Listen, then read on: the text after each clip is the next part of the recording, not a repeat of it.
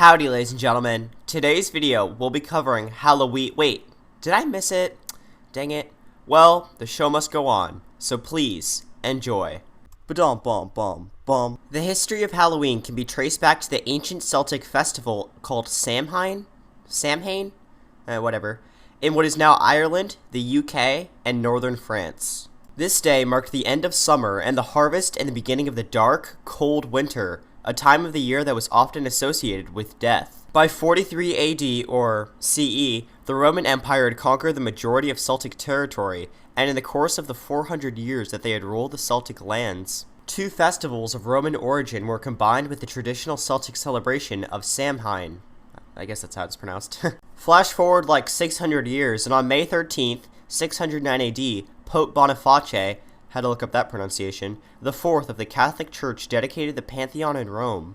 In honor of all Christian martyrs, and the Catholic feast of All Martyrs' Day was established in the Western Church. Pope Gregory III later expanded the festival to include all saints as well as all martyrs, and moved the observance from May 13th to November 1st. In 1000 AD, the Church made November 2nd a day named All Souls' Day, and celebrated with big bonfires, parades, and dressing up in costumes as saints, angels, and devils. The All Saints' Day celebration was also called All Hallows, and the night before it began to be called All Hallows' Eve, and eventually Halloween. Borrowing from European traditions, Americans began to dress up in costumes and go house to house asking for food or money, a practice that eventually became today's trick-or-treat tradition.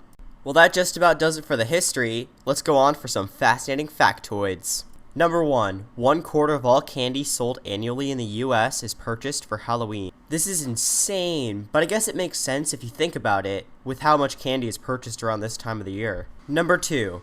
Sugar rationing during World War II halted trick-or-treating.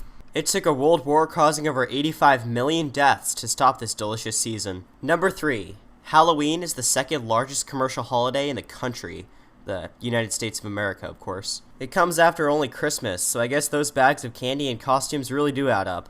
Anyway, thank you guys so much for watching. I hope you had a great Halloween if you celebrated it. And as always, make sure to subscribe for more fascinating factoids. Bye.